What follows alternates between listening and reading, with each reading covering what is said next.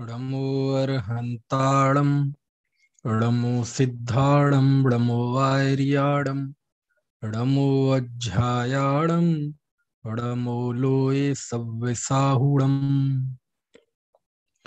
मोक्षमार्गस्य नेतारं भेत्तारं कर्म भूभृतां ज्ञातारं विश्वतत्त्वानां वन्दे तद्गुणलब्धये।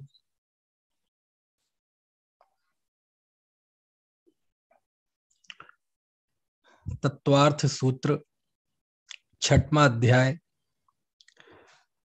आश्रव के कारणों पर बात चल रही है।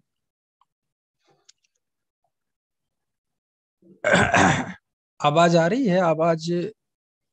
हाँ, नीचे किसी का मैसेज आया है, आवाज नहीं आ रही है। सैफाली जी का। अब आई आवाज? मोक्ष आवाज आ रही है? अच्छा, ठीक, आ रही है। ठीक है, ठीक है। चलिए, तो आश्रव के कारणों पर बात चल रही है। तत्वार्थ सूत्र, छठवां अध्याय। कल हमने ये जाना था कि देव आयु का आश्रव कैसे होता है। 20वां सूत्र, सराक संयम संयमा संयमा काम निर्जरा बाल तपांसी दैवस्य। सराक संयम, संयमा संयम, अकाम निर्जरा और बाल तप, ये देव आयु के आश्रव के कारण है। और इसमें भी सम्यक्त भी देवायु के आश्रव का कारण है। यद्यपि संयम सम्यक्त जो है वो मुक्ति मार्ग का प्रथम सोपान है, लेकिन सम्यक दर्शन के साथ जो जीव के परिणाम होते हैं, भाव होते हैं, है ना, उन भावों से जीव देव आयु ही बांधता है, अन्य 3 आयु नहीं बांधता है। इसलिए इस अपेक्षा से सम्यक्त को भी देवायु के आश्रव का कारण कहा जाता है। कौन से देवायु के आश्रव का कारण? वैमानिक देवायु के आश्रव का कारण, है ना। तो यहाँ ऐसा मत समझना कि सम्यक दर्शन से संसार होता है। संसार का कारण तो राग द्वेष मिथ्यात्व ही है ना। सम्यक दर्शन ज्ञान चारित्र ये मुक्ति के कारण है, लेकिन सहचारी होने पर एक पे दूसरे का आरोप आ जाता है। ठीक है ना। चलिए, अब इसके बाद आगे बात आती है 22वां सूत्र। अब आगे के कुछ सूत्रों में नाम कर्म के आश्रव के कारण आचार्य देव बताते हैं। और कल मैंने बताया था कि नाम कर्म बहुत बड़ा है। 8 कर्म की जो 148 प्रकृतियां हैं, उसमें नाम कर्म की सबसे ज्यादा प्रकृतियां हैं। 93 प्रकृतियां हैं, बहुत अधिक है। और दुनिया में इस नाम कर्म के कारण इतना वेरिएशन, इतनी विविधता दिखाई देती है। अलग अलग तरह के जीव दिखाई देते हैं ये दुनिया में, है ना। पेड़, पशु, पक्षी, ये सब जो दिखाई देते हैं, इनकी शरीर की रचना, आकार की रचना, रंग रूप की रचना, ये सब नाम कर्म का कार्य है ना। कोई काला है, कोई गोरा है, कोई सांवला है ना। कोई एकदम भूरा है, गौर वर्ण का है, कोई एकदम पक्के काले रंग का है ना। ये किसका कार्य है? नाम कर्म का कार्य है। कोई बहुत सुंदर होता है, कोई बहुत कुरूप होता है, कोई बहुत ताकतवर होता है और कोई एकदम बहुत दुबला होता है। हाथ अगरबत्ती, पैर मोमबत्ती, है ना। हवा चल जाए जोर से तो गिर जाए। तो ये सब नाम कर्म का कारण है। कोई लूला होता है, कोई लंगड़ा होता है, कोई अंधा होता है, कोई बहरा होता है ना। मतलब इंद्रियों की अपूर्णता होती है। ये सब नाम कर्म का कारण है। किसी का मुंह टेढ़ा होता है, किसी के हाथ टेढ़े होते हैं, विकलांग, ये सब नाम कर्म का कारण कार्य है ना। ये तो मनुष्यों में बता रहा हूँ। त्रियंचों में तो देखो, अब एक त्रियंच डायनासोर भी है और चींटी भी है और निगोदिया भी है। ये सब नाम कर्म की रचना है ना। तो जितना ये दिखाई देता है, देखो जुगनू कैसा चमकता है उसका नाम कर्म है। तोता हरा होता है ना। गाय सफेद होती है, काली होती है। लाल वर्ण के जीव भी होते हैं, नीले वर्ण के जीव भी होते हैं। ये सब नाम कर्म की रचना है। तो नाम कर्म का जो पेट है वो बहुत बड़ा है। कोई इतना बहुत ताकतवर होता है, बिल्कुल वज्र वृषभ नाराज संघनन का, और कोई बहुत कोमल होता है ना। कितने नाजुक होते हैं कोई प्राणी, दिखते ही नहीं बेचारे, इतने नाजुक हवा चल, है ना, हवा के झोंके से ही उनका मौत हो जाए। है, ये देखो वायु का एक जीव, अग्नि का एक जीव, अग्नि देखो कितनी नाजुक होती है ना, अग्नि की लौ देखना कितनी नाजुक होती है, जरा सी हवा चले, है ना, हिल जाती है। और एक पृथ्वी का एक जीव है, उसको ऐसा शरीर मिला है कि तूफान भी चल जाए तब भी वो पर्वत हिलता नहीं है। तो ये जो दुनिया में जीवों के शरीर की विविध विविध प्रकार की रचनाएं हैं, वो नाम कर्म की रचना है। नाम कर्म के लिए शास्त्र में उदाहरण दिया कुंभकार का। कुंभकार यानी होता है कुम्हार। तो कुम्हार जैसे मिट्टी के द्वारा अनेक अनेक तरह की चीजों को बनाता है ना, बड़ा घड़ा, छोटा घड़ा, सुराही, तवा, है ना, दिया, है, कलश, ऐसे। तो ऐसे ही ये नाम कर्म अनेक अनेक प्रकार से शरीर की रचना करता है। तो कुछ प्रकृतियां हैं नाम कर्म की शुभ रूप और कुछ हैं अशुभ रूप। जिन चीजों को शरीर की जिस स्थिति को पाकर जीव सुख का अनुभव करता है, अच्छा लगता है उसे, वह शुभ नाम कर्म है। और जिसमें वह हीन अनुभव करता है, दुखी अनुभव करता है, वो अशुभ नाम कर्म है ना। तो गति गति भी जो है ना, गति ये भी नाम कर्म का भेद है। चार गति है ना, मनुष्य, त्रैंच, देव, नार की, ये नाम कर्म के अंतर्गत आता है। आयु कर्म के अंतर्गत अलग है, मनुष्य आयु, त्रैंच आयु, देव आयु, नरक आयु, है ना। चलिए, तो गति कर्म, अब देखो थोड़ा हम देखते हैं कि कैसे होता है। तो आचार्य ने सबसे पहले यहां अशुभ नाम कर्म के आश्रव के कारण बताए। आप देखो सूत्र नंबर 22, पहले हम सूत्र पढ़ते हैं। योग वक्रता विसंवादनम चाशुभस्य नामना, ये सूत्र है, आप लोग बोलिए। योग वक्रता विसंवादनम चाशुभस्य नामना। 23वां सूत्र, तद विपरीतम शुभस्य, तद विपरीतम शुभस्य। चलिए, ये सूत्र है, अब थोड़ा इनका अर्थ देखते हैं। 22वां सूत्र, योग वक्रता, ठीक है, विसंवादनम, ये दो शब्द हैं, योग वक्रता एक, विसंवादनम दो। चा अशुभस्य नामना, शुभ दिख रहा है लेकिन चा में आज जुड़ा हुआ है, तो वो अशुभ है, अशुभ, अशुभस्य नामना, ठीक है। योग वक्रता और विसंवाद ये अशुभ नाम कर्म के आश्रव के कारण है, ठीक है। ये सूत्र का सामान्य अर्थ क्या हुआ, सरल अर्थ, योग की वक्रता और विसंवाद ये अशुभ नाम कर्म का के आश्रव के कारण है, यानी इनसे अशुभ नाम कर्म का आश्रव होता है, ठीक। अब कोई व्यक्ति लूला होता है और वो पूछे कि मैं लूला क्यों हुआ। कोई लंगड़ा होता है तो उससे वो पूछे कि मैं लंगड़ा क्यों हुआ। कोई व्यक्ति कुरूप होता है, उसे स्वयं की शक्ल पसंद नहीं आती, है ना, तो वो पूछे कि मैं कुरूप क्यों हुआ, है। तो ये इसका जवाब है इस सूत्र में, समझ में आया ना। नरक गति वाला पूछे कि मैं नरक गति वाला क्यों हुआ। कुत्ता, गिल्ली, बिल्ली, गाय, भैंस वाले पूछे कि मुझे ऐसा शरीर क्यों मिला कि मुझे दुख सहना पड़ता है, मैं सर्दी गर्मी का इलाज नहीं कर पाता, मैं अपनी पीड़ा बता नहीं पाता, मूक रहते हुए मुझे कष्टों को सहना पड़ता है, तो ऐसा शरीर मुझे क्यों मिला, समझ में आया ना। तो जिस जिसको इस शरीर से जो जो भी शिकायत है, ठीक है, कि मैं ऐसा क्यों हूं, मैं ऐसा क्यों हूं, मुझे ऐसी तकलीफ क्यों हुई, तो उन सब का जवाब इसमें है। कोई पूछ सकता है कि मैं कितना भी बढ़िया करूं लेकिन लोक में मेरा अपयश होता है, क्योंकि नाम कर्म की 93 प्रकृतियों में एक यशस कीर्ति नाम कर्म का उदय है, एक अपयश कीर्ति है। यशस कीर्ति मतलब आपकी प्रशंसा होना, और अपयश यानी आपकी निंदा होना। तो कहते मेरा अपयश क्यों होता है, तो इसका जवाब इस सूत्र में है। यानी जिस जिस शरीर संबंधी वो सारी स्थितियां जिसमें हम दुख का अनुभव करते हैं, हमें हीनता का बोध होता है, हम अपने आप को कम देखते हैं, है ना, तो वो जो हमारे हृदय में पीड़ा का भाव होता है, तो क्यों हुआ आखिरकार ऐसा, समझ में आए ना। कई लोग ठिनगे होते हैं, तो उन्हें यही लगता है यार मेरा कद बड़ा नहीं है। वो लंबे लोगों को देखकर ईर्ष्यालु होते हैं, लंबे लोगों को देखकर अपने आप में हीन भावना पालते हैं, पालते कि नहीं। फिर अनेक बार फिर ऊंची एड़ी की चप्पलें जूते पहनेंगे, अनेक अनेक तरीकों से बाल बड़े करेंगे, कोशिश करेंगे कि थोड़े लंबे दिखें, समझ में आए ना। जो बहुत दुबला होता है बिल्कुल, है ना, तो वो तो हट्टे कट्टे लोगों को देखकर वो अपने आप में हीनता का अनुभव करता है, और फिर इससे निकलने के लिए वो अनेक अनेक कोशिशें करता है।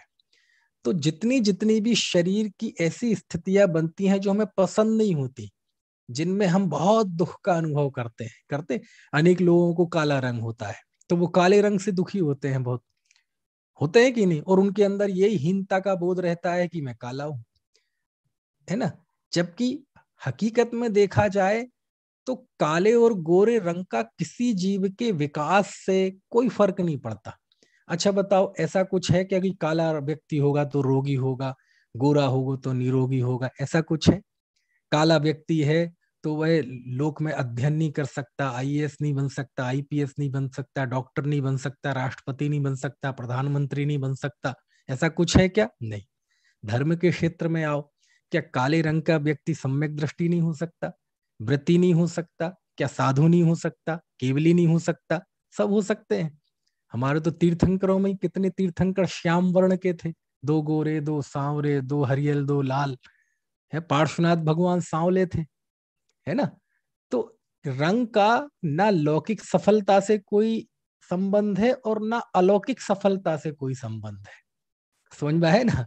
लेकिन होता है व्यक्ति को हीन भावना हीनता का बोध होता है ना। तो ये सारी चीजें हमारे अंदर मनोवृत्ति, है ना। हकीकत में यदि व्यक्ति थोड़ा सा गहराई से विचार करे, तो आप शास्त्रों में जाएंगे, शास्त्रों में जाएंगे तो ऐसे ऐसे समझ लो ये रूप को लेकर चीजें कहानी किससे मिल जाएंगे कि आपको सुन के आश्चर्य होगा, समझ में आए ना। खैर जो भी है, अब संसारी जीव है तो उसकी अपनी कुछ मनोवृत्तियां हैं, अपनी कुछ कमजोरियां हैं, कुछ वीकनेस है। तो ये वीकनेस ये भी है कि यदि कोई काले रंग का हो जाए तो उस काले रंग के आश्रय से वो अपने आप को हीन अनुभव करता है, समझ में आया ना, ऐसा। तो और उल्टा भी होता है, यदि कोई गौर वर्ण हो, सुंदर हो, तो वो उसके आश्रय से अपने को आपको अहंकारी मानता है। यदि थोड़े से तत्व ज्ञान को समझे, यदि इन चीजों के सही स्वरूप को समझे, तो इसमें हीनता की बात क्या है। अरे कोई बीतरागी संत हो, कितने ही काले हो, कितने ही कुरूप हो, शरीर से दुर्गंध आ रही हो, लेकिन वह महान है, समझ में आया ना। उनके चरणों में इंद्र भी झुकता है। और कोई बहुत सुंदर हो, बहुत सुंदर हो, एकदम कामदेव जैसा जिसका रूप हो, लेकिन मिथ्यात्व का सेवन कर रहा हो, कषाय का सेवन कर रहा हो, है ना, जीवों को मार रहा हो, है शराब पीकर लोटा हो कहीं जमीन में पड़ा हुआ हो, है ना, कुत्ते बगल में लेटे हुए हैं उसके ऊपर टॉयलेट कर रहे हैं। तो ऐसा कोई सुंदर व्यक्ति भी हो लेकिन ऐसी गंदी की अवस्था में हो, तो वो कोई आनंद की अवस्था है ना। खैर जो भी है, लेकिन अब संसार तो ऐसे ही चलता है। यदि संसारी जीव की वीकनेस ना हो तो ये संसार चले क्यों, सब मोक्ष में नहीं पहुंच जाए, है ना। तो प्रश्न ये है कि ये सारी स्थितियां क्यों बनती है, तो उसका जवाब आचार्य देते हैं। तो कहते हैं या तो आपने योगों की वक्रता की थी या आपने विसंवाद किया था, इस कारण से आपको ऐसा शरीर मिलता है। अब कहते हैं योगों की वक्रता क्या है, तो योगों की वक्रता, वक्रता यानी होता है कुटिलता, कुटिलता यानी टेढ़ा मेढ़ापन। रेखाएं होती ना, जो रेखाएं होती हैं, लाइन, आपने कभी बचपन में पढ़ा होगा, यदि थोड़ा सा भी आपको ध्यान होगा, तो जब हम पहली दूसरी क्लास में गणित पढ़ते थे, मैथमेटिक्स, तो दो तरह की रेखाएं बताई जाती थी, एक सरल रेखा और एक वक्र रेखा। सरल रेखा मतलब सीधी, यानी दो बिंदुओं के बीच की सबसे कम दूरी का नाम सरल रेखा है। दो बिंदु हैं, दो बिंदुओं के बीच की सबसे कम दूरी का नाम सरल रेखा है, मतलब सीधी रेखा, है ना। और कम दूरी के अलावा अब जो कुछ भी होगा वो सब कुटिलता कहलाएगी, टेढ़ी मेढ़ी रेखा कहलाएगी। समझ में है ना? यानी सबसे कम दूरी सरल रेखा।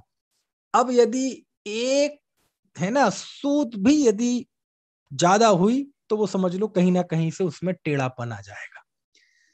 तो वक्रता मतलब टेढ़ापन। अब हमारे पास 3 योग हैं, मन, वचन, काय। मन, वचन, काय समझ लो ये 3 बिंदु हैं, मन, वचन, काय। तीनों बिल्कुल सीधी लाइन में होना, इसका नाम है मन, वचन, काय की सरलता। जो मन में होना वही वचन में होना, वही करना।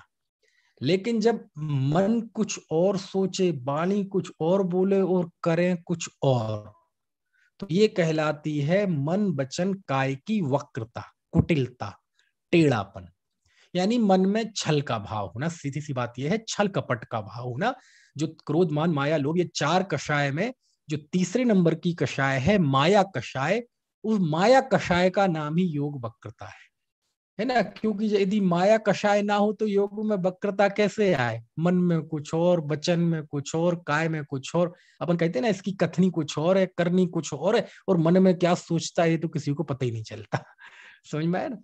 तो ये जो मन में छल का भाव होता है, जिसके कारण मन, वचन, काय तीनों कुटिल होते हैं, तो मन, वचन, काय की इसी कुटिलता को कहते हैं योग की वक्रता। समझ में आया ना?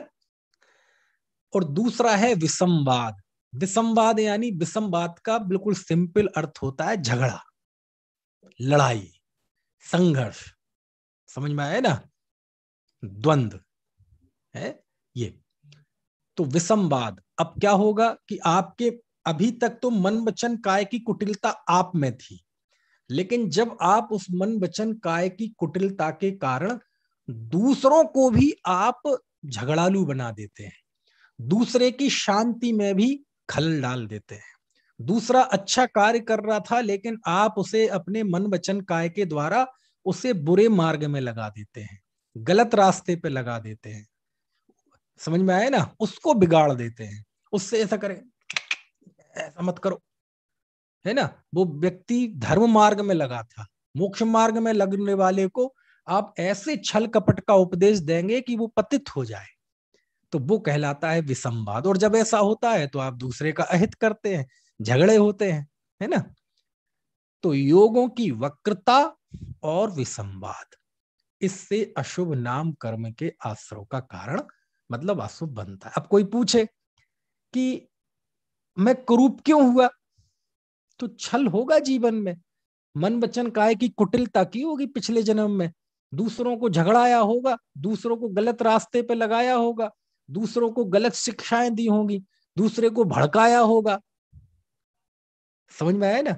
कोई कहे कि मैं कुरूप क्यों हूं, मैं काली क्यों हूं, मैं काला क्यों हूं, है ना? है, कई लोगों के होता है चेहरे पे बाल होते हैं तो उन्हें बड़ा बुरा लगता है, फिर वो उसकी वो कराते हैं सब। किसी के सिर पे बाल नहीं होते तो वो प्लांटेशन कराता है, बिग लगाता है, दुनिया भर के। मेरे ही सा बताओ, मेरे कम उम्र में ही चले गए, तो तुम्हें बुरा लग रहा है ना शरीर की इस स्थिति में, है ना? तो कहते जरूर तुमने छल किया होगा, दूसरों को ठगा होगा, दूसरों को झगड़ा कराया होगा। समझ में आया ना? अपने वचनों के द्वारा दूसरे की शांति में खलल डाली होगी, सीधे साधे व्यक्ति को भी अपने कुटिल वचनों से टेढ़ा कर दिया होगा, है ना? कोई व्यक्ति दान देने का भाव रखता होगा, आपने अपने छल प्रपंच माया वैसे उसको दान देने का भाव खत्म कर दिया। मतलब कुछ ना कुछ आपके अंदर कुटिलता होगी और उस कुटिलता से आपने दूसरे को भी बरगलाया होगा। और जब ये प्रवृत्ति होती है तो कहते उससे अशुभ नाम कर्म के आश्रव होता है। और जब आश्रव होता है तो स्वाभाविक है वो बनता है, और बनने के बाद जब उदय में आता है तो फिर ऐसी स्थिति होती है कि व्यक्ति कुरूप होता है, नरक गति होती है, त्रेंच गति होती है ना? है, कुटिल परिणामी होता है। तो फिर वो बोले तूने बहुत छल किया था ना, है, किसी को देखते ही नहीं था, इतना छल था, इतना छल था, लो बन जा बहुत टेढ़ा मेढ़ा। तो बोले सांप बन जा। तो सांप क्या होगा? देखो सांप टेढ़ा मेढ़ा रहेगा पूरा। समझ में आया ना? ऐसे कहीं भी कुंडली मार के बैठ जाएगा। तो ऐसी शरीर की रचना मिलती है तो वो सब का कारण ये अशुभ नाम कर्म, ये योग वक्रता और विसंवाद होता है। ठीक है। अब प्रश्न होता है कि आचार्य यहां कह रहे हैं कि देखो आप चा शब्द है ना, योग वक्रता विसंवादनम चा अशुभस्य नामना। चा मतलब क्या? तो चा मतलब ये दो तो आचार्य ने संक्षेप में कहे हैं, इनके अलावा भी बहुत कुछ है, क्योंकि इन दो के आधार से और भी बहुत सारी चीजें होती हैं। तो कैसे होती हैं? तो सर्वार सिद्धि में आचार्य पूज्यपाद देवनंदी स्वामी ने भी बताए, राजवार्तिक में आचार्य अकलंक स्वामी ने भी बताए, बहुधा टीकाकारों ने इस सूत्र की व्याख्या में सब बताए। लेकिन फिर से हम चलेंगे उसी तत्वार्थ सार की तरफ, है ना। और उस तत्वार्थ सार में आचार्य ने और क्या क्या कारण बताए हैं। तत्वार्थ सार पहले भी हम पढ़ चुके हैं, उसका आनंद ले चुके हैं, आज भी उसको पढ़ेंगे। तत्वार्थ सार यानी आचार्य अमृतचंद स्वामी द्वारा तत्वार्थ सूत्र पर लिखी गई पद्यात्मक टीका। ठीक है, तो पढ़ के बताते हैं जरा। और क्योंकि संक्षेप में जल्द समझ में नहीं आता, थोड़ा और उसे विस्तार से कि योग की वक्रता के अंतर्गत और क्या क्या चीजें आती हैं, जब तक ये पता ना चले तो थोड़ा सा कहीं ना कहीं वो अधूरापन सा रह जाता है। ठीक है, तो देखो मैं पढ़ के बताता हूं। आज तो मैं शेयर भी कर सकता हूं, देखो कंप्यूटर में मेरे है ये, तो मैं शेयर कर रहा हूं स्क्रीन। चलिए शेयर हो गई, आपको नजर आ रहा है? जी पंडित जी। चलिए, इसमें ये चौथा अध्याय है जिसमें 44, 45, 46, 47 ये सूत्र है। ठीक है, तो जरा पढ़ के देखते हैं। मनोवाक्काय वक्रत्वम विसंवादनशीलता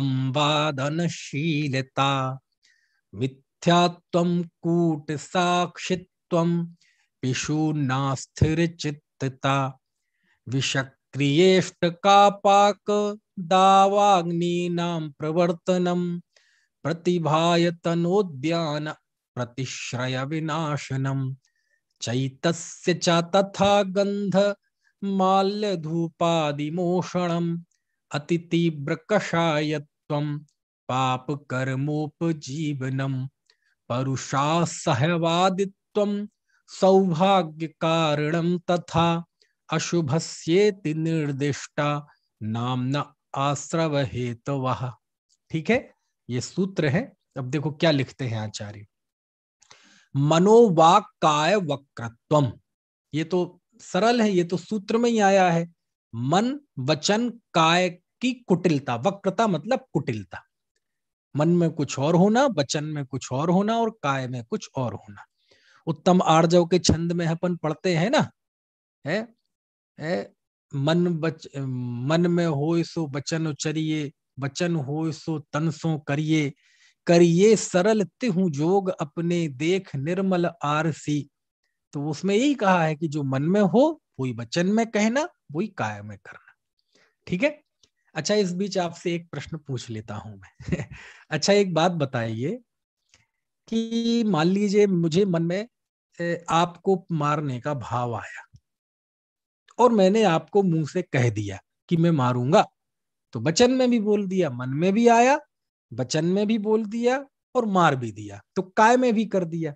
तो तीनों एक हो गए ना, मन में जो हुआ वही वचन में कहा, वही काय में कर दिया। तो ये तो बढ़िया रहा, उत्तम आर्जव धर्म हो गया। समझ में आया ना। देखो आपने देखा होगा, हमारा जो धन छीनते हैं वो दो तरह के लोग होते हैं, एक तो होते हैं चोर और एक होते हैं डकैत। चोर तो गुपचुप आता है, लेकिन डाकू बिल्कुल ताल ठोक के आते हैं। पहले उनके मन में भाव आता है कि मैं फलाने सेठ के यहाँ डाका डालूंगा, फिर वह संदेश भिजवाता है, आज के समय में कहें तो मोबाइल फोन करता है कि सुनो, मैं दिन में 2 बजे इस तारीख को डाक तुम्हारे घर में तुम्हें डाका डाल ले आऊंगा, और चाबी आबी सब निकाल के रखना, और ध्यान रखना पुलिस वालों को बताना नहीं तो जान से भी जाओगे। तो मन में होए सो वचन उचरिए, और फिर उस दिन आके 2 बजे जो कहा था वो करके भी दिखा दिया। तो बढ़िया हो गया, जो मन में वही वचन में वही काय में। समझ में है ना। तो बढ़िया धर्म हो गया उसके, तो सरलता हो गई। कितना जो मन में आता है जी वो ही बोलता है, वो ही करता है। अरे भैया, ये इसके लिए नहीं है कि जो मन में आए वो बोल देना, वो ही कर देना। इसके जरिए आचार्य ने ये संदेश दिया है कि मन को पवित्र बनाओ, ऐसा पवित्र बनाओ कि वचन में बोले तो आनंद आ जाए, और वो क्रिया में आ जाए तो आनंद आ जाए। समझ में आया ना? मन वचन काय तीनों पवित्र हों, इसका नाम तीनों का की एक रूपता है। कुछ भी मन में आए और बोल देना और वही कर देना, यदि ऐसा होने लगे ना तो दुनिया में किसी की भी इज्जत सुरक्षित नहीं रहेगी। पता नहीं व्यक्ति के मन में इतना मन पाप से भरा हुआ है कि सारा वचन में आ जाए तो कयामत आ जाए दुनिया में, सारे रिश्ते नाते सारा समाज खत्म हो जाए, इतना है ना। क्योंकि हर व्यक्ति का अपने पड़ोसी से इससे इससे इतना वैमनस्य है कि यदि वो वाणी में आ जाए ना अंदर का वैमनस्य, तो सारे समाज खतरे में पड़ जाए, और वो करने लगे जैसा मन में आता है वैसा ही करने लगे तो क्या होगा इस दुनिया का, बताओ, है ना। तो जब ऐसी मनोमालिन्य की स्थिति देखते हैं, तब तो फिर यही कहते हैं भैया, मन में हो सो मन में रखिए, वचन न उचरिए, और वचन हो सो वचन में ही रखिए, तन सो ना करिए। समझ में? क्योंकि इतनी अपवित्रता आ गई है मनों में, है ना। खैर, तो यहाँ अंदर में छल के भाव से ऐसा होना, कभी कभार सम्यक दृष्टि ज्ञानी पुरुषों के भी ऐसा होता है, मन वचन काय में विरूपता। जैसे सम्यक दृष्टि ज्ञानी धर्मात्मा बिल्कुल नहीं मानता कि मैं किसी द्रव्य का करता हूं, मन से नहीं मानता, लेकिन वचन में कहता हुआ दिखाई देता है ना, कि मेरी 4 दुकानें हैं, ये मेरे बच्चे हैं, और मैं परिवार का पालन पोषण कर रहा हूं, मैं 6 खंड की विभूति है चक्रवर्ती, ऐसा बोलता हुआ दिखाई देगा कि नहीं? लेकिन मन से नहीं मानता ऐसा, तो उसके कोई छल का पाप लगता है? नहीं, छल नहीं लगता, है ना। क्यों? क्योंकि वो मन में जो वो उसके है वो वस्तु स्वरूप की स्वीकृति है, और वचन वचन तो व्यवहार के बोलता है। तो वह मन में निश्चय और वाणी में व्यवहार, ये छल नहीं है, ये छल नहीं है ये तो मन की अपवित्रता, अंदर में छल का भाव हो, उस छल के भाव से मन वचन काय में विरूपता होना, वो योग की वक्रता है ना। यदि पवित्र हृदय से ऐसा होता है तो वो नहीं, ठीक है। तो मन वचन काय तीनों की वक्रता। फिर लिखा विसंवादशीलता। विसंवादशीलता यानी वही झगड़ा करने का स्वभाव रखना, है ना, बहस करने का स्वभाव रखना, अपने मन वचन अपनी वाणी आदि के द्वारा अनेक तरह से दूसरे को बरगलाना। और देखो एक बात, इसमें बहुत अच्छे शब्द का प्रयोग किया है आचार्य अमृत चंद देव ने, विसंवादनशीलता, विसंवाद रखने का स्वभाव। ये जो शील शब्द है ना मीना जी, ये बहुत मार्मिक होता है। यानी कदाचित कोई विसंवाद हो जाए किसी के, तो कदाचित विसंवाद हो जाए तो है तो वो भी बुरा, लेकिन उससे एकदम ऐसा बहुत बड़ा अहित नहीं हो जाएगा, लेकिन वैसा व्यक्ति का स्वभाव ही होना। कई होते हैं ना व्यक्ति, वो जहां बैठ जाए वही मुंह से विष उगलना प्रारंभ कर देते हैं। 4 लोग अच्छे से बात कर रहे होंगे, प्रेम से बात कर रहे होंगे, और वो व्यक्ति आएगा तो वहीं झगड़ा शुरू हो जाएगा। यानी ऐसी प्रकृति के लोग होते हैं कि वो जहां चले जाएं, जिससे बात करें, जहां बैठ जाएं, जिस सभा में बैठ जाएं, 4 लोगों के बीच में बैठ जाएं, बस में बैठ जाएं, ट्रेन में बैठ जाएं, वो जहां बैठेंगे वहां झगड़ा, वहीं कुटिलता का भाव, वहीं बहस, वहीं जोर जोर से बातें। तो ये जो ऐसा जो स्वभाव होता है व्यक्ति का, उसका नाम है विसंवादनशीलता। विसंवाद करने का नेचर होना, स्वभाव होना। होते ना कई तरह के व्यक्ति देखे होंगे आपने, जैसे वो मच्छर होता है कान में आता है भिनभिनाता है, ऐसे ये व्यक्ति जहां देखो वहां भिनभिनाता रहता है, जहां जहां जाएगा। समझ में आया ना? होता है कई लोगों के, बिल्कुल जहां बैठेगा वहां विसंवाद, वहां झगड़ा, ऐसा।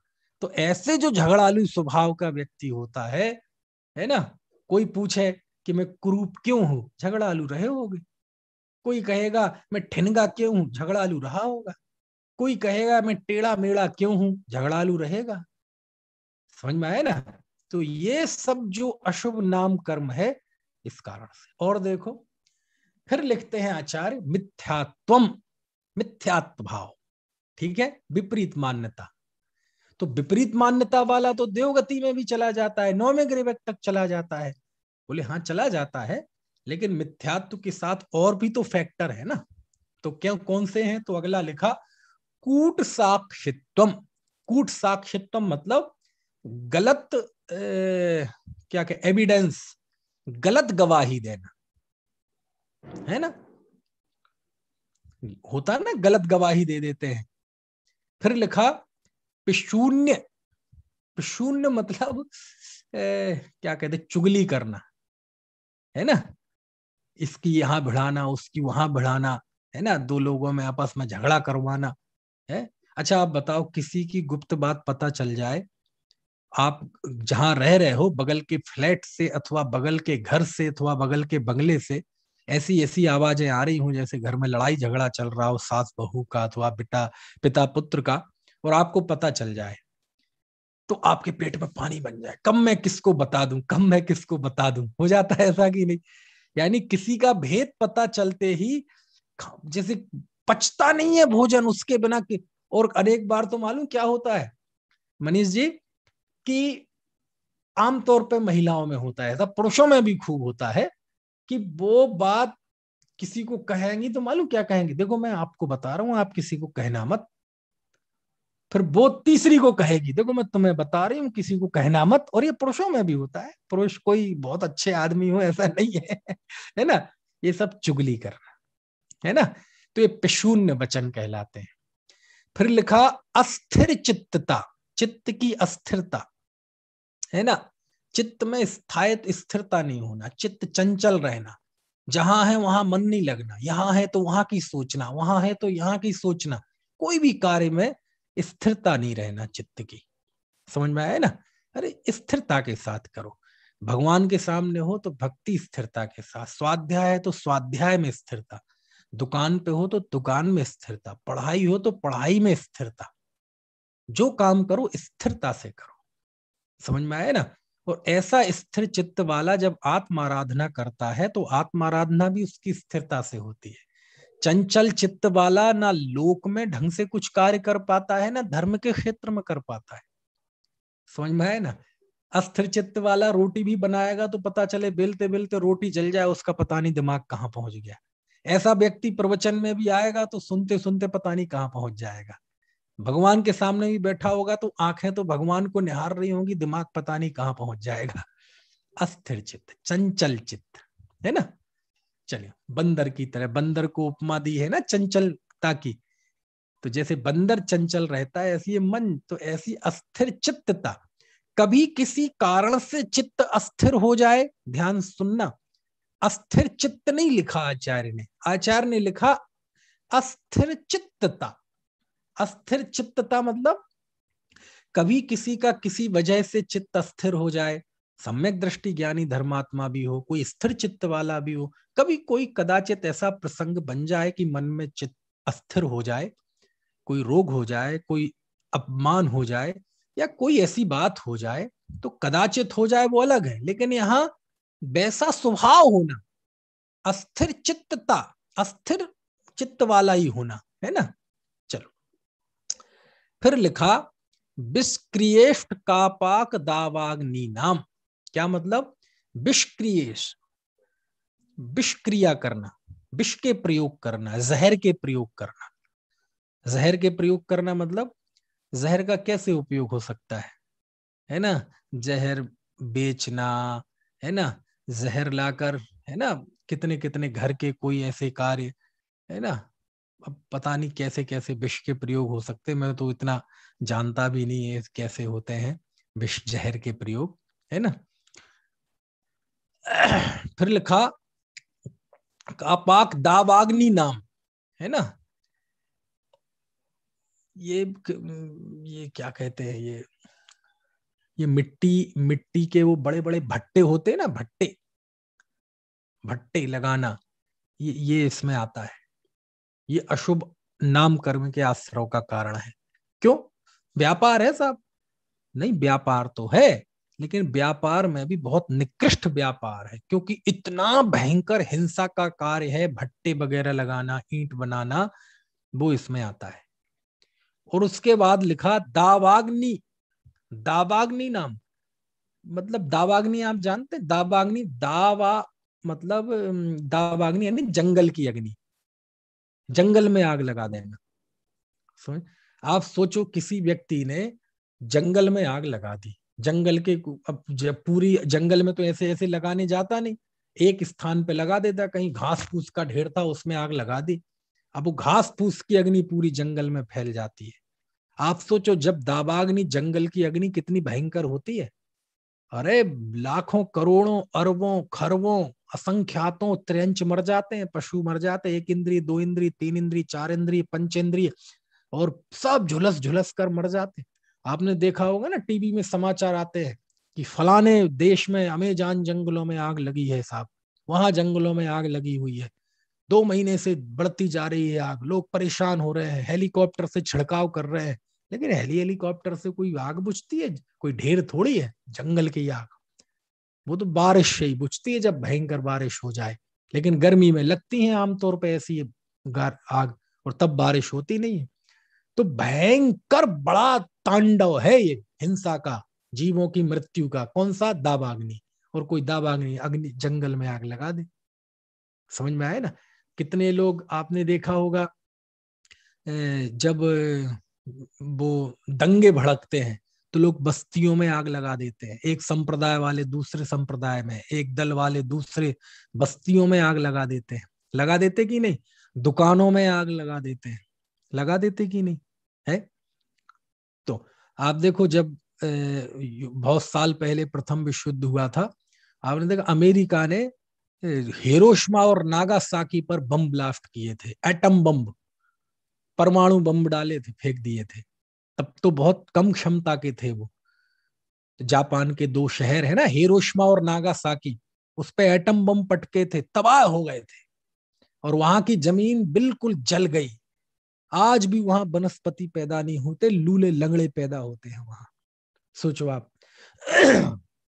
तो बहुत भयंकर चीज। तो ऐसी जो विध्वंस की चीजें हैं वो सब इसके अंतर्गत आएंगी, है ना। दावाग्नि नाम प्रवर्तनम, इसमें प्रवर्तन करना, यानी ईंट भट्टा आदि में प्रवर्तन करना, दावाग्नि में प्रवर्तन करना। और देखो प्रतिभा पत्नोदान प्रतिश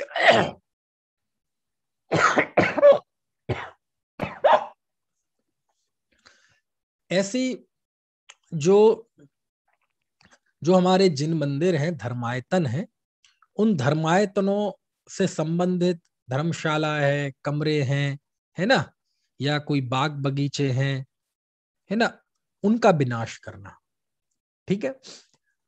अब देखा होगा आपने, पुराने इतिहास की कहानी पढ़ेंगे तो जो भी आक्रमणकारी होते हैं, मान लीजिए कोई इतने मुस्लिम आक्रमणकारी विदेशी आक्रांता आए और उन्होंने देश पे कब्जा कर लिया, और कब्जा करने के बाद वो क्या करते हैं? मंदिरों को तोड़ते हैं।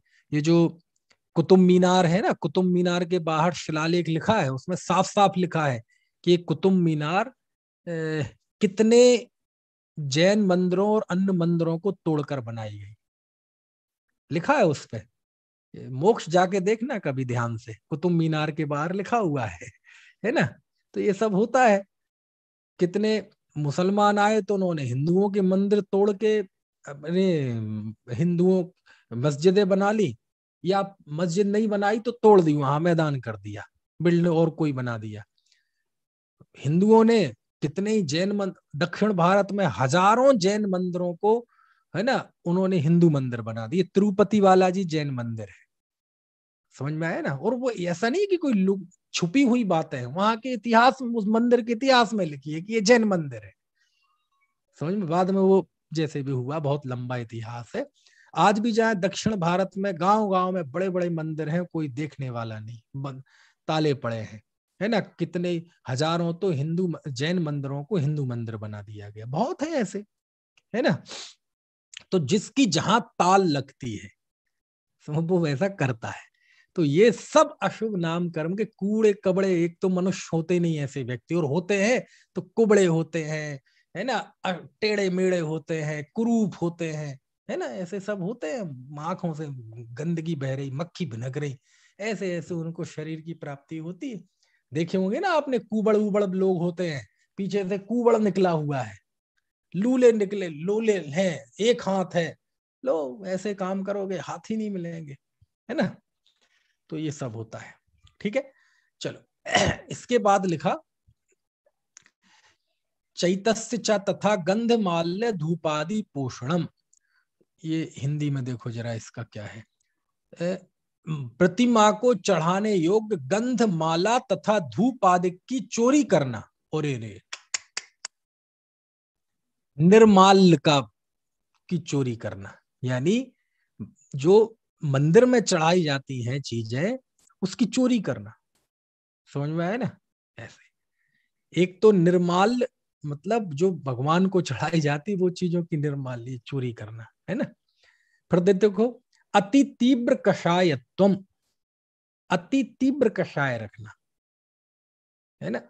कभी कदाचित किसी को तीव्र क्रोध मान माया लोभ आ जाए वो अलग बात है, लेकिन ऐसा स्वभाव रखना, तेज गुस्सा, मतलब ऐसा है कि वो गुस्से में ही रहता है जी, हमेशा अंदर में अहंकार ही रहता है, हमेशा अंदर में छल का ही भाव रहता है, हमेशा लोभ ही रहता है, यानी वो कषाय की अग्नि में 24 घंटे जलता है।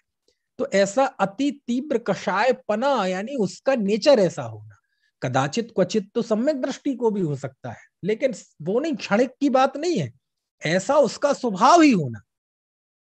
और लिखा, पाप कर्मोप जीवनम, जीवनम मतलब जीविका, पाप कार्यों से अपनी मतलब रोजी रोटी चलाना, है ना, पाप कार्य के द्वारा, है ना, आजीविका कमाना, इनकम, जो परिवार की इनकम का सोर्स होता है ना आजीविका का, तो कहते पाप कार्यों से करना।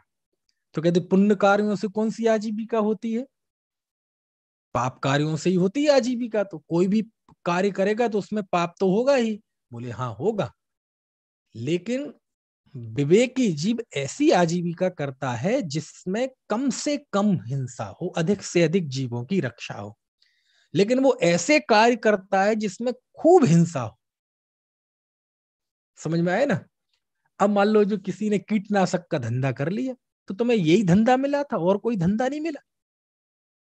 किसी ने चमड़े का व्यापार कर लिया, तुम्हें यही मिला था, और कोई दुनिया में इतने हजारों धंधे हैं और कोई धंधे नहीं मिले। वो कहाँ, हैदराबाद में भारत का सबसे बड़ा कत्ल खाना एक जैन का है, उससे कहेंगे तुझे यही मिला था धंधा और कोई धंधा नहीं मिला। मर जाता क्या, कत्ल खाना नहीं खोलता तो मर जाता क्या, तेरे बच्चे भूखे मरते क्या। समझ में आया ना। तो कहते हैं ऐसी आजीविका करना, हथियारों की आजीविका करना। समझ में आया ना, ऐसे क्यों आजीविका करते हो बोले, है ना। तो धर्मात्मा जीव को हमेशा ऐसी आजीविका करना चाहिए जिसमें अति हिंसा का प्रसंग ना बने। अति हिंसा का प्रसंग यदि बनता है तो वो बहुत अविवेकपूर्ण कार्य है। समझ में आया ना। ऐसे है सोने का, स्वर्ण आदि का व्यापार हो, स्टोन का वो हो, मतलब कितने कितने, कितनी कम से कम हिंसा के प्रसंग है इसमें। समझ में आए ना। है, अब अनेक लोग कैसे, वैसे तो अनाज के धंधे में भी काफी हिंसा है, जो लोग करते हैं उन्हें पता होगा, है ना। खैर जो भी है, मतलब यहाँ ऐसे जीविका करना जिससे पाप, हिंसा, झूठ, चोरी, कुशील, परिग्रह होता हो, पाप कार्य होते हो, है ना। इसलिए धर्मात्मा जीव तो ऐसी हिंसा करता, मतलब ऐसा उपाय चुनता है आजीविका का जिसमें किसी की हिंसा ना हो, झूठ ना बोलना पड़े, चोरी ना हो, है कुशील सेवन ना हो, है ना, अनाप शनाप छल कपट प्रपंच ना करना पड़े। समझ में आया ना। वो नौकरी भी चुनेगा तो ऐसी ही चुनेगा। मैं सच कहता हूं, मैं जब 8-10 साल का था, मोक्ष तब मैंने निश्चित कर लिया था। वैसे सब पुण्य पाप के उदय से होता है, लेकिन एक मनुष्य का स्वभाव है कुछ ना कुछ प्लानिंग करना। तो मैं तब मैंने सोच रखा था कि मैं बनूंगा तो अध्यापक बनूंगा, इसके अलावा मैं कुछ नहीं बनूंगा। क्यों? क्योंकि देखो, किसी जीव की हिंसा नहीं करनी। समझ में आया ना। क्यों? हमें कोई दुकान नहीं खोलनी, कोई अनाज नहीं रखना, कोई हिसाब के उपकरण नहीं करना, कुछ नहीं करना, है। और दूसरा, कोई चोरी नहीं, कोई रिश्वत का कार्य नहीं, कोई छल कपट का कार्य नहीं, कोई मायाचारी का कार्य नहीं। इतना पवित्र कार्य है, किसी जीव की हिंसा नहीं, झूठ नहीं, चोरी नहीं, कुशील नहीं, परिग्रह नहीं। समझ में आया ना? है, इस पेशे में ऐसा भी नहीं है कि करोड़ों रुपए आ रहे हैं खामा का पाप जुड़ेगा, ऐसा भी नहीं। अपने जीवन चलाने लायक सरकार से दे मिलता है। तो तब सोच रखा था मैंने कि इससे बढ़िया कोई आजीविका नहीं हो सकती। समझ में है? कोई कहता है धंधा व्यापार, धंधा व्यापार करते ही मन में दिमाग से खराब से बोले इसमें क्या जीवन खराब करेंगे, है ना? तो जो धंधा व्यापार करते हैं वो जीवन खराब करते हैं? यदि हाँ करते हैं, कब? यदि वो ऐसे धंधा व्यापार चुनता है जैसे पाप कार्य ज्यादा होता हो, तो ऐसा पाप कार्य करने में तो व्यर्थ ही जीवन खराब होता है। समझ में आया ना? तो आजीविका चुनना चाहिए ऐसे जिससे 5 पाप की स्थिति ना बने, कदाचित बनती है तो न्यून बने, बहुत कम, कम से कम बने। समझ में आया ना? ऐसे स्वर्ण आदि का व्यापार है, कपड़े आदि का व्यापार है, उसमें वो चीजें बन के तो आती हैं, लेकिन बनने के बाद ऐसी कोई उसमें ऐसी ज्यादा हिंसा के प्रसंग नहीं है, है ना? वैसे आजकल तो काफी है ऐसे, है ना? चलो, अब ये अपन पुराण खोलेंगे तो एक एक धंधे को खोल खोल के उसका विचार करेंगे तो बहुत लंबा समय। कुल मिला के ये है कि आजीविका ऐसी होनी चाहिए जिससे कोई हिंसा, झूठ, चोरी, कुशील, परिग्रह आदि की स्थिति ना बने। समझ में आया ना? और वैसे भी आत्मार्थी के लिए तो आजीविका मजबूरी है। ये आजीविका कोई ऐसी चीज नहीं है कि कोई बताने लायक, जताने लायक, है ना? कोई अपना ग्लैमर बता। मुझे तो बहुत, जब बाहर में जाता हूँ, यद्यपि कम जा पाता हूँ, तो लोग अपना व्यापार दिखाएंगे, वैभव दिखाएंगे, तो मुझे मन में उस व्यक्ति के प्रति दया आती है। क्या वैभव दिखा रहा, किसको दिखा रहे हो तुम? चक्रवर्ती से ज्यादा हो क्या? समझ में आया ना? तो कभी कभार मैं भी मैं सब फंस जाता हूँ, मैं भी उपसर्ग समझ के देख लेता हूँ, हाँ हाँ हूँ, ठीक है जी, बहुत बढ़िया है जी, आप ये सब करो, लेकिन थोड़ा अध्ययन में मन लगाओ, अपने कर्मचारियों को सताना मत, उनका उत्पीड़न मत करना, उनका हेरेसमेंट मत करना, है ना? उनका ध्यान रखना। ऐसे ऐसे कुछ ना कुछ, अब वो तो दिखा ही रहा है, अब मैं ये तो नहीं कह दूंगा कि तुम छोड़ दो, बंद कर दो, मैं तो जा रहा हूँ। उसमें भी कुछ ना कुछ मैं बीच बीच में बताता रहूंगा।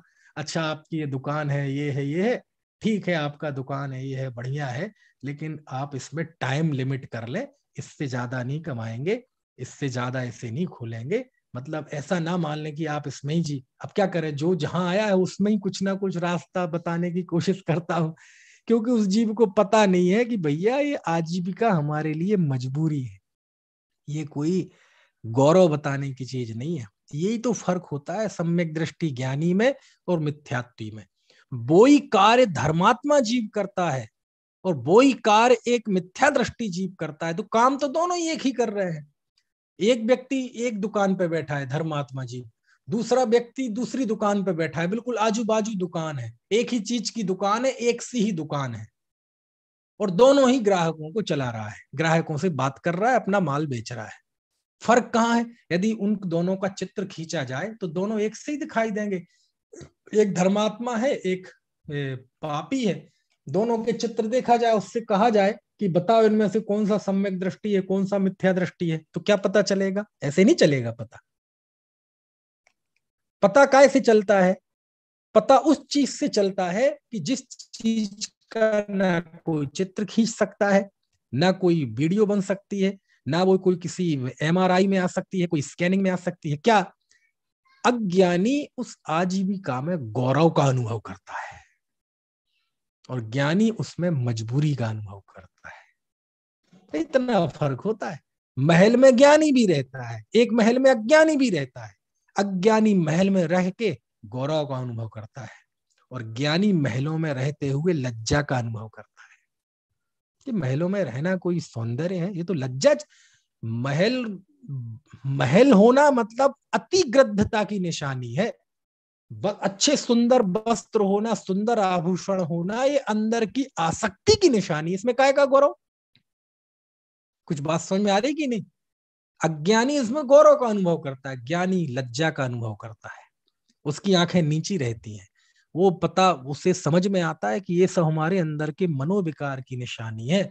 बड़ा मकान, खूब रुपए पैसे, नौकर चाकर, गहने, अच्छा, ऐसे ये सब हमारे अंदर के परिग्रह भाव की निशानी है, ये ममत्व परिणाम की निशानी है। और ममत्व परिणाम मतलब पाप, परिग्रह पाप की निशानी है। यानी हम इसका प्रदर्शन कर रहे हैं तो पाप का प्रदर्शन कर रहे हैं। आप हमें दिखाते हैं अपना घर व्यापार तो ये बता रहे हैं पंडित जी देखो मैं कितना बड़ा पापी हूं। समझ में आ रही है बात की नहीं? एक बार इंदौर के बड़े सेठ थे, हुकमचंद सेठ, उनकी 7 फैक्ट्रियां थी। 8वीं फैक्ट्री लगा रहे थे तो अपनी पत्नी से कहा कि मैं 8वीं फैक्ट्री लगा रहा हूं। तो पत्नी ने कहा नरक तो 7 ही होते हैं। क्या मतलब हुआ? बोले भैया पूरा जीवन इसमें निकाल दिया, 7 में नरक जाने के लिए इतना पाप बहुत है, इससे ज्यादा नरक होते ही नहीं है। मतलब वो उन्होंने तंज कसा। तंज ये था कि अब छोड़ो, क्यों चक्कर में पड़े हो। समझ में आए ना? तो ये कोई गौरव की चीज नहीं होती है, ये जिसमें हम गौरव मन।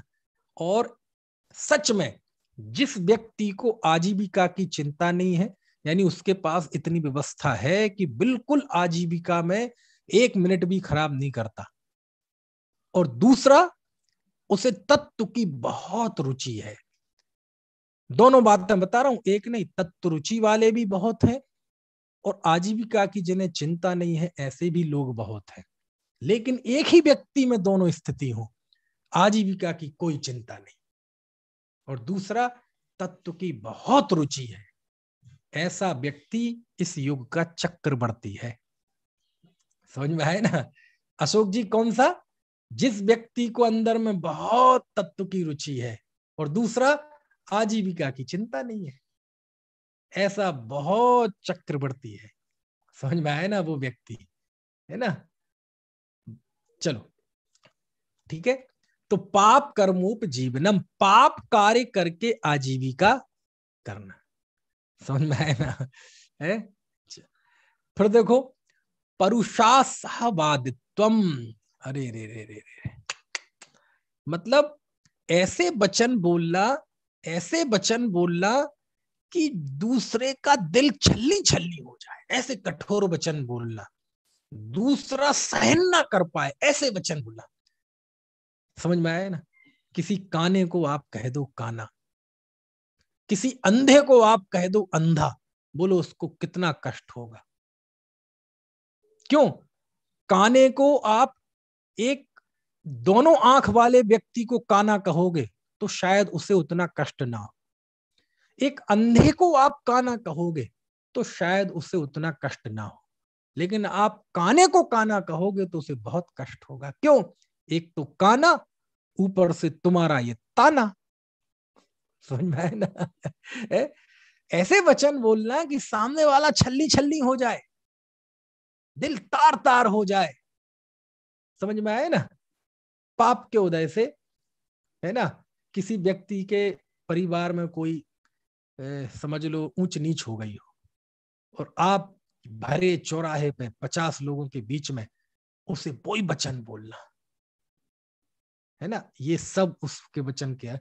परुष वचन बोलना, असह वचन बोलना, परुष असहवादित्वम, ऐसे वचन बोलना, कठोर वचन बोलना।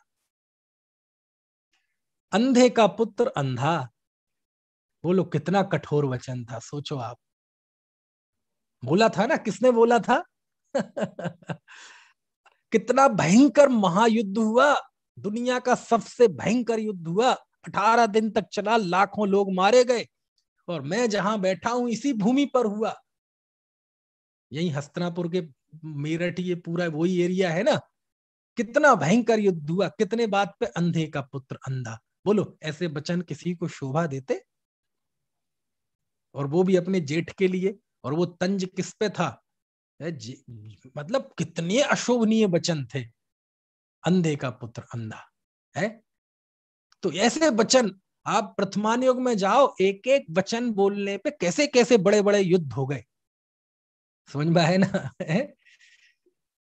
आपके द्वारा बोले हुए वचन किसी को तहस नहस कर सकते हैं, किसी का आत्मविश्वास तोड़ सकते हैं, उसे अंदर तक तोड़ सकते हैं। आपके बोले हुए वचन, हो सकता है उन बोले हुए बुरे वचनों की वजह से वह जाके इतना क्रोधी हो जाए, अपने घर में आग लगा दे, हथियार उठा के सारे घर को मार देवे और खुद को गोली लगा देवे, आत्महत्या कर ले, ट्रेन के नीचे जाके लेट जाए, काय की वजह से? आपके द्वारा बुरे वचनों, आपके द्वारा बोले गए कठोर वचनों से। बोलो ऐसा हो सकता है कि नहीं?